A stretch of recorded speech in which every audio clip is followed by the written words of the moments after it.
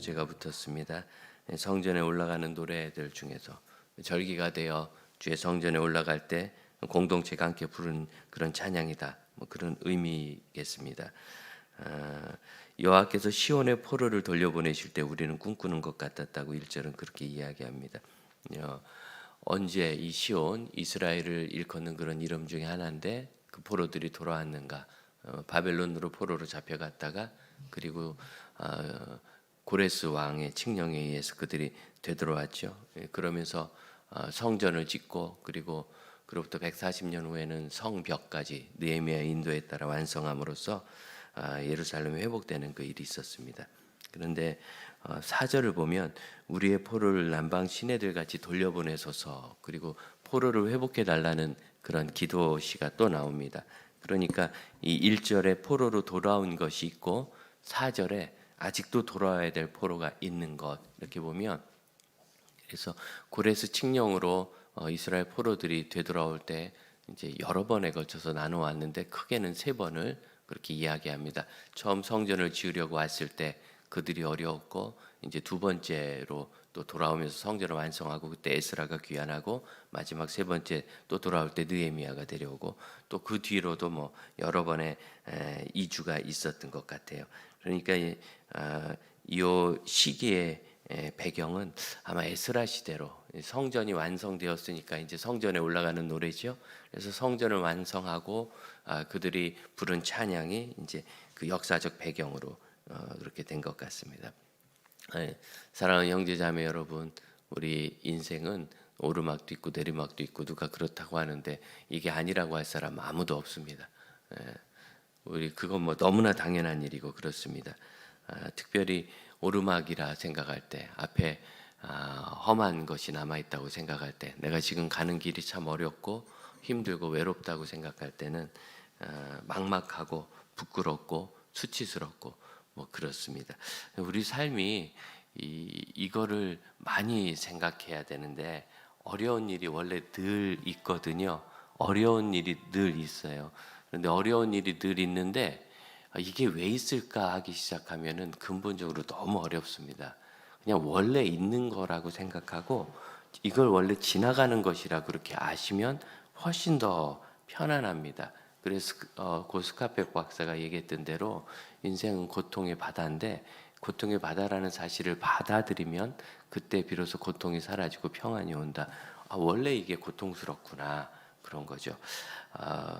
남자들이 하는 군대 얘기를 한 번 더 한다면, 제가 훈련소에 들어갔을 때 처음 2주간이 너무 힘들더라고요. 이게 우리 형제들 한번 생각해 보면 그래도 자유롭게 살잖아요. 학생이고 뭐 살 때가 만만치 않고 그래도 오가는 건 내 마음인데, 아침에 눈 떴는데 여기가 어딘가 이런 생각이 들어요. 여기가 어딘가. 그리고 조금 이따 아침 먹고 집에 갈 것 같아요. 느낌이 자꾸. 그래서 안 그랬어. 모두가 느껴요. 저만 그렇게 느끼는 줄 알았더니 저희 중대 한 200여 명 이제 내무반을 아주 옛날 막사라 막 연결돼 있는 진짜 저기 너구리 굴처럼 생긴 그런 깡통이었는데, 그런데 아침에 일어났는데 가야 될 것 같은 거예요.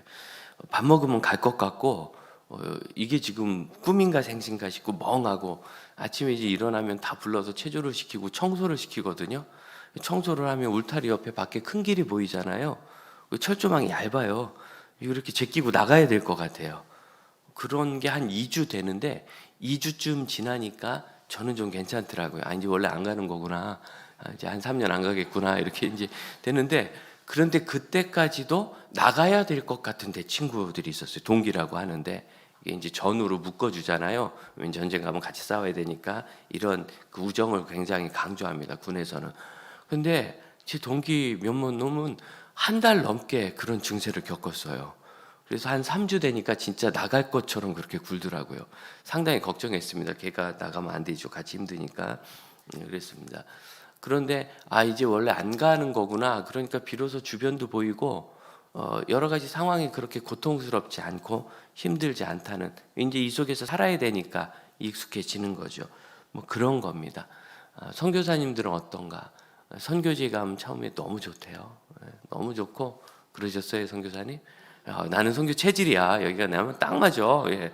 그리고 현지 음식도 다 맛있고 현지 사람들 왜 이렇게 좋고 그런지. 짧게는 6개월에서 길면 한 1년 2개월 요 사이에 드디어 이제 부적응 기간이 오기 시작합니다. 화가 막 나고 그 공통적인 증상은 그 나라 사람들이 그렇게 밉대요. 말도 안 통하고 그러니까 너무 밉고 그리고 좋은 사람만 있겠어요. 어느 사회든지. 선교사가 그 지역 사람들을 미워하기 시작하니까 어떻게 선교하겠어요? 굉장히 괴롭다는 거예요.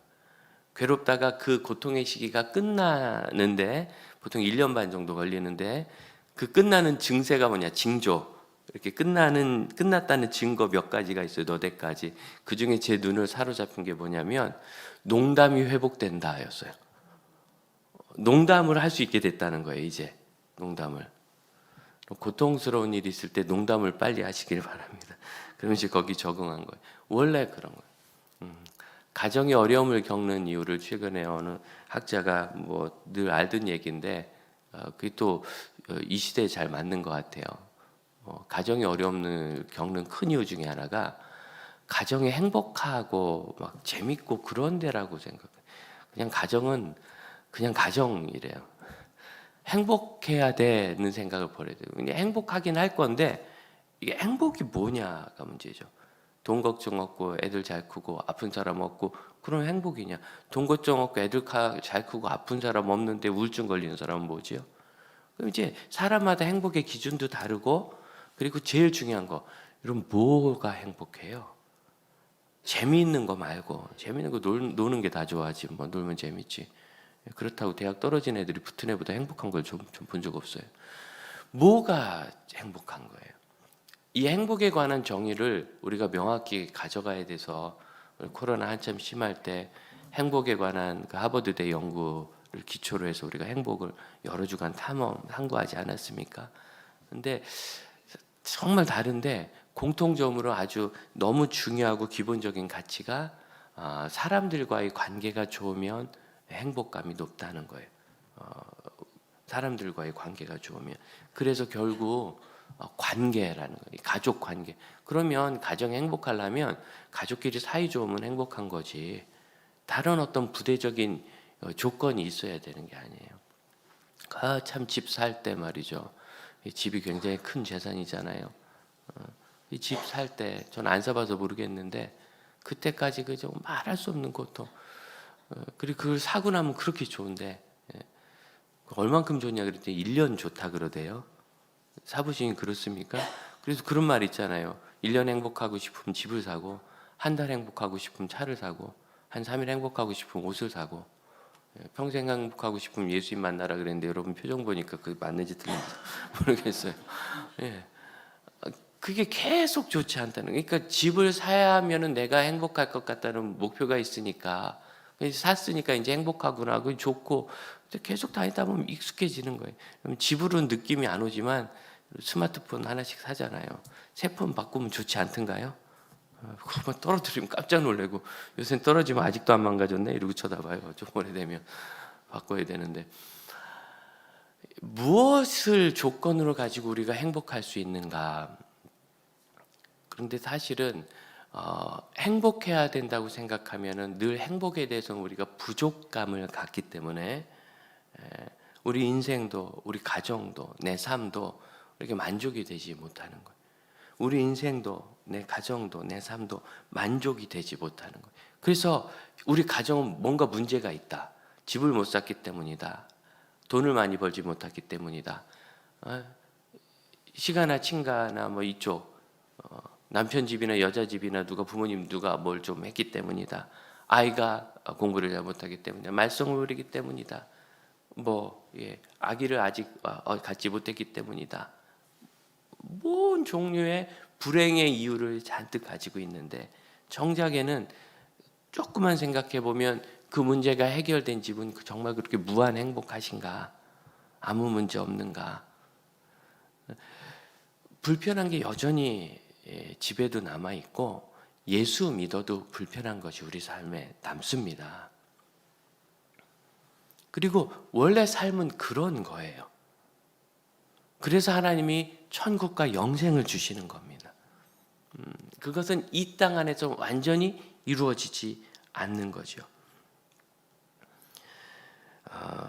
고통의 때를 누구나 보내는데 그것이 하나님의 은혜 안에서 지난다라는 것이 중요합니다. 그래서 그것이 지나고 났더니 정말 참 행복해요. 그래서 5절 6절이 나오죠. 눈물을 흘리며 씨를 뿌리러 나가는 자는 기쁨으로 뿌리는 자는 기쁨으로 거두고 씨를 뿌리러 나가는 자는 기쁨으로 그 단을 가지고 돌아오리라. 그래서 이 시편 126편에 5절 6절을 칼빈도 그렇고 뭐라고 해석하는 사람들이 많냐면 이제 포로로 잡혀갔다가 이스라엘로 돌아왔잖아요. 그러니까 이제는 가서 씨를 뿌려라 라고 추가적인 이야기로 나오는 것. 그러니까 이제 아마 그분이 법학을 했기 때문에 그런 거 아닌가 그런 생각을 하는데 제가 보기엔 이건 그냥 시문학이고요. 찬양시고 그래서 5절 6절은 1절부터 4절에 대한 어떤 교훈과도 같고 1절부터 4절을 후렴구처럼 부르는 찬양이라고 생각해요. 무슨 소리냐면 시온의 포로가 돌아올 때 꿈꾸는 거죠. 꿈꾸듯이 좋았어요. 너무너무 이게 꿈이야 생시야 그런 거 느껴보셨습니까? 네. 엊그제 이렇게 저녁에 오는데 어디서 어린애 막 노랫소리가 나요. 막 노랫소리가 나 보니까 뭘 사줬나 봐 아빠가. 내가 보니까 싸구려도 뭘 사줬나 봐. 근데 지는 그게 듣고 너무 좋으니까 입에서 막 흥얼흥얼 노래가 나오는 거예요. 우리 아이들 키울 때 그거 다 봤잖아요. 애들 키우는 재미잖아요. 그래서 개를 키우는 이유가 애는 조금 크면 그런 걸로 안 기뻐하거든요. 막 아이폰 이런 거 사줘야 기뻐하는데 개는 언제든지 껌만 줘도 기뻐하니까 늘 나를 보고 기뻐해 주니까 반려동물이 가족보다 쉬워지는 거죠. 막 그렇게 좋은 걸 보니까 사실은 그렇지 않고 입에 이렇게 흥얼흥얼거리는 노래가 차는 것 같은 이런 기쁨 그게 늘 일상에 계속될 수는 없어요. 그래도 그게 되려면 뭐가 있어야 돼요? 포로로 잡혀갔으니까 돌아오는 게 기쁘지. 이렇게 물을게요. 여러분 집에 가는 게 그렇게 기쁘세요? 막 입에 웃음이 차고 막 웃음이 막 혀 안에 넘치고 찬양이 막 집에 간다 막 노래가 막 나와요? 안 그렇죠. 근데 이 사람들이 왜 집에 오는데 노래가 나오죠? 포로로 잡혀갔다가 왔기 때문이에요. 포로로 잡혀갔다가. 그러니까 이 고통의 때가 끝나면서 우리가 뭘 알게 되느냐면 일상에도 큰 행복이 있구나 알죠. 마스크만 벗어도 얼마나 행복해요. 어제 제가 SRT를 타고 다녀오면서 마스크를 벗고 들어가는데 너무 꿈 같더라고요. 그거 벗어도 돼요, 목사님? 그러는데 미국에서 완전히 이제 끝내기로 했어요. 예, 이제는 코로나에 관한 모든 경보 알람을 끝내기로 그렇게 진행이 되더라고요. 말씀드렸죠. 예, 미국이 하니까 마타가 아니라 거기가 우리나라보다 한 3개월씩 빠르게 당하고 있다. 거기서 지나가는 거 보면은 우리도 저렇게 되겠구나. 얼마나 편한 세상을 살고 있는지 몰라요. 안 그러면 이 다음이 어떻게 될지 예측이 거의 불가능한데 그래서 우리도 저렇게 되겠구나. 사회 구조가 비슷하니까 그렇습니다. 그래서 들어가면서 이게 너무 좋은 거예요. 마스크만 안 써도 물론 이제 써도 많이 편하지만 또 이게 불편한 때가 있잖아요. 숨쉬기 좀 어렵고 답답하고. 그런데 내가 벗을 수 있다는 거. 그리고 나서 그래서 이제 커피를 한 잔 내려가지고 가서 쫙 차에 앉아서 기차에서 커피를 이렇게 마시는데 그렇게 맛있어요. 너무너무 맛있는 게 못하다가 하니까. 자, 그러면 생각해 봅시다. 사실은 옛날에도 기차 타면 커피 마시고 했거든요. 저는 이렇게 요새 차 안에서 커피 파는 게 없어졌잖아요. 코로나 때. 원래 없었던 것 같아요. 이제는. 원래 있었어요. 생각도 안 나죠. 예, 커피 팔면서 지나가는데 그 3,500원인가? 되게 맛없는 거 그거 있죠. 어쩔 수 없이 먹는 거. 근데 저는 그거 싫어서 교회에서 내려가면 그 커피 카트가 지나갈 때 이게 얼마나 맛있는 줄 알아? 하는 그 기쁨이 있었어요. 훨씬 맛있으니까. 그런데 그때 지금 어제 제가 커피를 마실 때처럼 기뻤는가? 좋았는가? 자, 이런 모든 것이 사실은 우리에게 늘 있고 기쁠 수 있는데 우리의 인생의 문제는 뭐예요? 포로로 안 잡혀갔기 때문에 문제죠. 끌려가 보지 않고 갇혀가 보지 않고 군인이 군복을 딱 차려입고 그래서 전투화를 싹 반짝반짝하게 해서 신고 딱 나올 때 막 그 공기가 다르다고 저희 구참이 그러더라고요. 너 나가봐라, 공기가 다르다 그러더라. 근데 정말 달라요. 예, 문 밖과 문 안은 무슨 놀라운 기적이 있는 것 같아요. 공기가 딱 달라요. 거기 늘 제가 살던 데거든요. 그럼 막 다니면서 신나서 쳐다보면 사람들이 쳐다보면서 뭐해? 어유 저 불쌍한 애 나왔다 이렇게 생각. 늘 기쁜 것이 있었는데 우리의 삶에 조금 다른 편에서 봅시다. 크고 작게 겪는 여러 가지 어려움들, 눈물을 흘리며 씨를 뿌리는 것이 이 땅에 있는 것. 아담과 하와는 에덴 동산에서 있는 것 따먹고 갖다 먹으면서 감사한 줄 모르고 행복한 줄 몰랐죠. 그래서 진짜 행복해 보려고 그 하지 말라는 거 했다가 그 뒤로부터 어떻게 땅이 가시 엉겅퀴를 내고 내가 이마에 땀을 흘려야 그것을 얻으리라. 이렇게 갖다 먹을 수 있는 것이 얼마나 행복한 일이었구나. 참 그렇게 행복한 것이었구나. 우리는 모든 것을 너무 중요한 것들을 늦게 깨달아서 늦게 깨달아도 깨달으니까 괜찮은데 아쉬운 건 뭐냐면 그때까지 수많은 그 기쁨과 행복과 평안과 환희를 다 놓치고 살아요. 오늘 아침에 이렇게 교회 오실 때 바람이 쑥 불죠? 오늘 바람은 먼지가 많이 섞이지 않은 그런 바람입니다. 좋으셨어요? 이렇게 머리가 날려 이러고 오셨는지 얼마나 그 바람이 저는 시원하다고 생각했는지. 예, 마스크도 벗고 그 바람을 이렇게 마시면서 참 좋은 시간에 내가 지금 교회 간다 그런 생각을 했습니다. 우리에게 있는 이 일들은 사실은 원래 하나님이 주신 좋은 일이었는데 눈물을 흘리고 뿌린 후에야 기쁨을 알 수 있는 우리의 악함과 연약함과 어리석음 때문에 사실은 오르막과 내리막이 있어야 되는 것 같아요. 평탄하면은 또 가서 아담처럼 하와처럼 엉뚱한 짓을 계획하겠죠. 그때가 있습니다. 여호와께서 시온의 포로를 돌려보내실 때에는 이렇게 돼 있죠. 이제 때라는 단어가 3번 나와요. 2절에 그때는 찬양이 찼었고 중간에 그때는 여호와께서 여러 나라 가운데 우리에게 큰 일을 하셨다고 그렇게 우리가 말할 것이다. 그래서 1절과 2절에 때가 나오는데 1절에 포로로 돌려보내실 때라는 이 단어가 이게 합성어인데요. 슈브라는 유턴, 돌아오다라는 단어에 어떤 그 안에라는 시기를 나타낼 수 있는 말이 붙어 있어요. 그러니까 사실은 이게 히브리어로 보면 보내실 때가 있는 게 아니라 보내시는 그 일 자체를 말해요. 이해되시죠? 보내시는 그 일 자체, 그 때. 그러니까 하나님의 때는 뭐냐면 보내시는 그 일이 실제로 성취되는.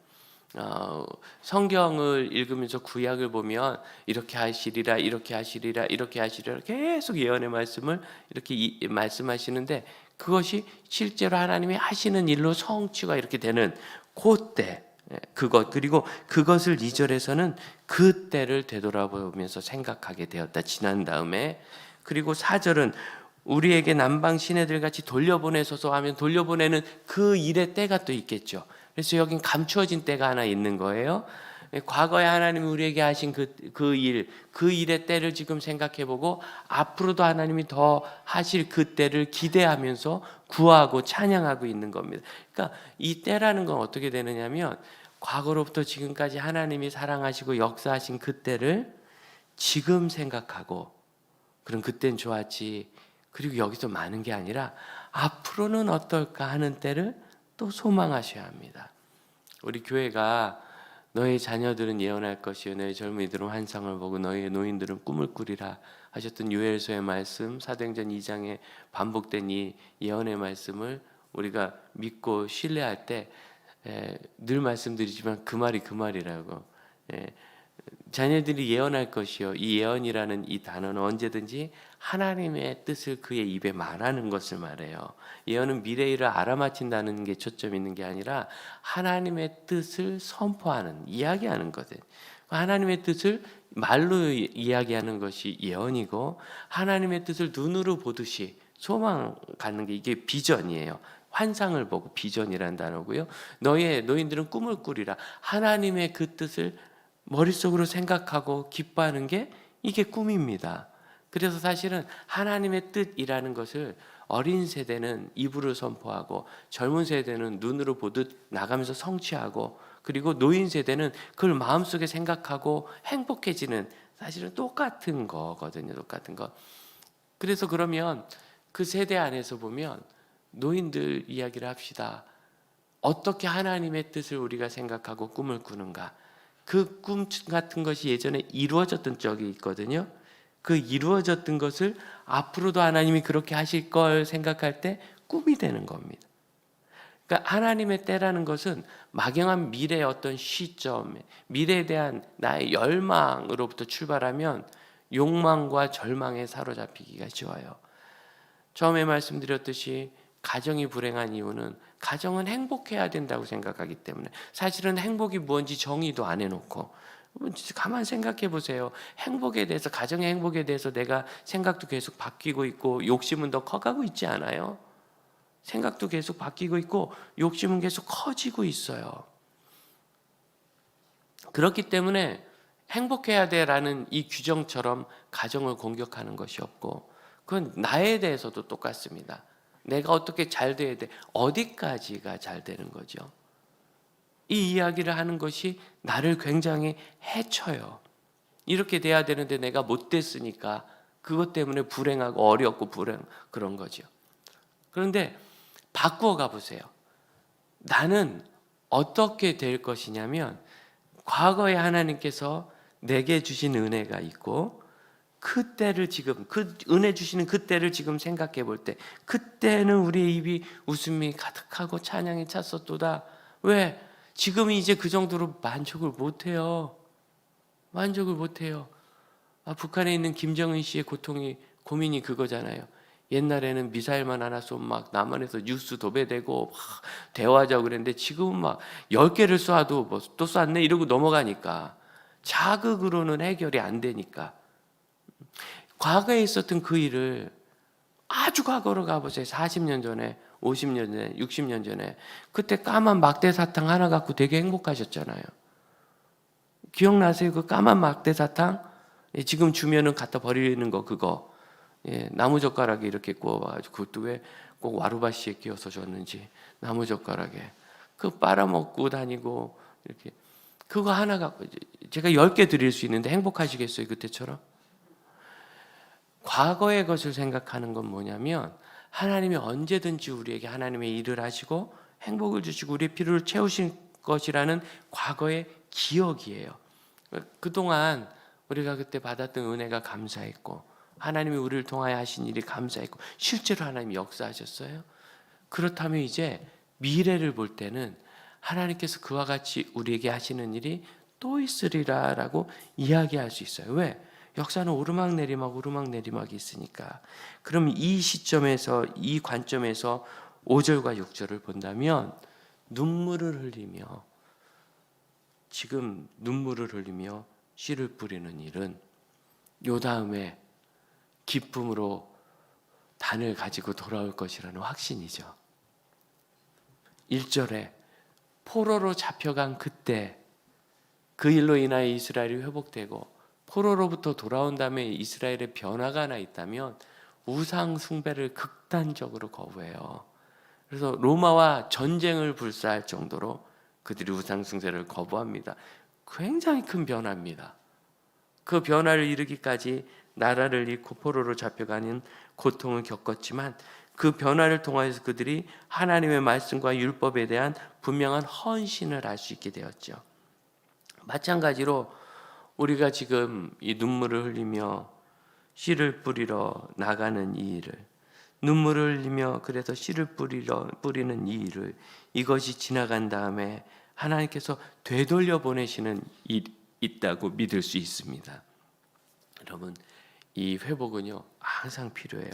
특별히 이 포로로 잡혀온 것을 4절 남방 시내들처럼 돌려보내셨다라고 표현한 것에 주목합시다. 이거 은유인데 남방 이스라엘의 맨 남쪽 지역, 남쪽 지역 브엘세바에서 더 아래로 쭉 내려가면 가데스 바네아, 이스라엘 백성이 출애굽한 다음에 2년쯤 돼가지고 1년 좀 넘어서 가나안 땅으로 들어가야 되나고 정탐꾼을 보낸 그 광야가 있고, 그 사이 지역이 네겝이라고 말하는 이제 남쪽이라는 단어거든요. 그래서 성경에 남방이라고 돼 있는데 원래는 지명이기 때문에 이 네겝으로도 번역을 해요. 그러니까 네겝의 시내처럼 돌려보내소서. 네겝의 시내가 언제 흐르느냐면 우리나라 시간으로 하면 10월, 11월 이때, 그때 이른 비가 내려요. 그럼 그 비가 내리기 전에 씨를 뿌려야 돼요.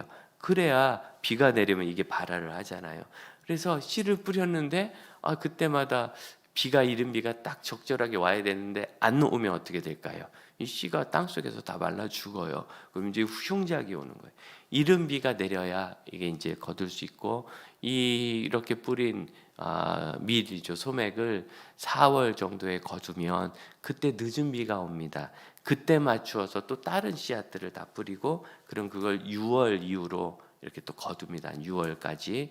그렇게 해서 10월부터 6월까지 농사를 쭉 치면 이제 건기가 오는 거죠. 6월부터는 그렇게 지내는데, 그러므로 이 남방 시내라는 것은 4월에 내리는 이른 비나 10월에 내리는 이른 비나 그 다음에 4월에 내리는 늦은 비 정도가 되겠죠. 그 사이에는 이 남방이 완전히 사막으로 흙먼지 날리고 정말 끝없는 이렇게 흙밭이죠. 황토 흙밭. 그런데 비가 내리면 거기에 엄청난 시내가 생겨서 말랐을 때는 시내에 흘러간 길이 이렇게 막 고립해요 보여요. 근데 거기에 이제 물이 차고 시내가 흐르면 땅에서 수많은 풀들이 자라나고 꽃들이 자라나서 그렇게 또 아름답고 살만한 곳이 우리 시각으로 보면 그렇게 이쁘지 않은데 워낙 황량했기 때문에 그때 보면 이뻐 보인대요.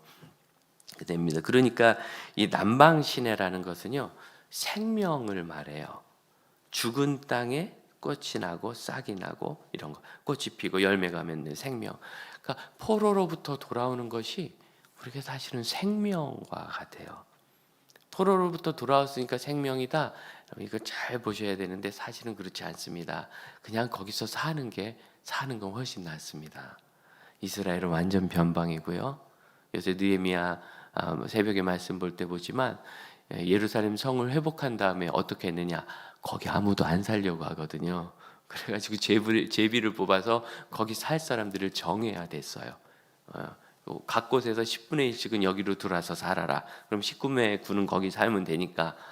이 정도로 예루살렘이 변방이었고 위험한 곳이었고 또 겁나는 곳이었습니다.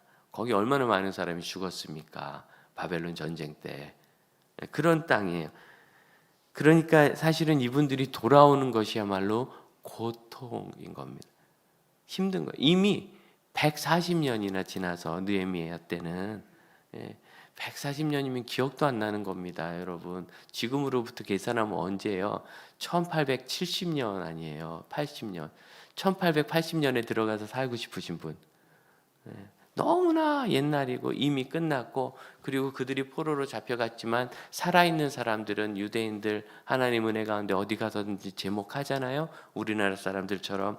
그래서 거기서 자리 다 잘 잡고 살고, 심지어 느헤미야 같은 사람은 그 페르시아 왕국의 세계 제국의 대단한 내무부 재상이 되었어요. 그만큼 다 자리 잡고 잘 사는데 그들이 지금 돌아옵니다. 그럼 이거 세속적인 기준으로 하면요, 돌아오는 것 자체가 그들에게 고통이에요.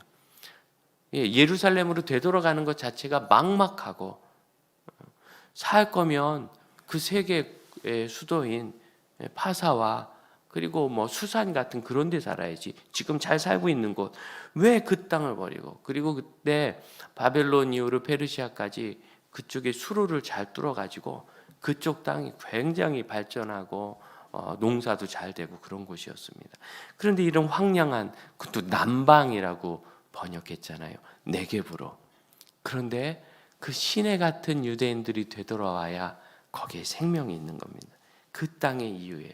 사랑하는 형제자매 여러분, 우리가 하나님의 시선과 하나님의 비전으로 그렇게 그 땅을 다시 바라보고 찾을 때, 하나님의 시선과 비전으로 여러분의 가정을 다시 보고 찾으십시오.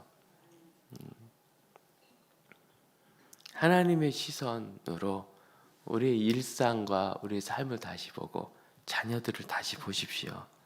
우리가 하나님의 시선으로 그것을 향하여 갈 때 거기에 생명의 싹이 터요. 남방 시내들 같이, 이 얘기는 거꾸로 얘기하면 여호와여, 지금 이 예루살렘은 더 믿음의 사람들이 필요하고 네게부 광야의 메마름과 같습니다 라는 이야기이기도 해요. 왜? 아직 예루살렘 성벽을 짓기 전이잖아요. 얼마나 힘들겠어요. 어떻게 성전은 세웠고 에스라가 와서 율법도 가르쳤고 했지만 아직도 너무너무 형편없는 상황이라 그 수십 년, 100여 년 뒤에 느헤미야가 수상궁에서 그 소식을 듣고 어떻게 했어요? 울었어요. 눈물을 쏟으면서 내 고향과 우리 동족들이 그렇게 고통을 당한다는 것 때문에 눈물을 쏟으면서 통곡을 했어요. 그런 땅에. 그래서 지금 이 찬양을 할 때 예루살렘은 남방 네게부처럼 메마른 상황입니다. 근데 지금 무슨 소망을 갖냐면 하나님의 사람들이 이 땅으로 돌아오면 시내가 흘러오는 것과 같고 남방 시내처럼, 그래서 이곳에 생명이 솟아오를 것이다. 그때가 예전에 있었어요. 예전에.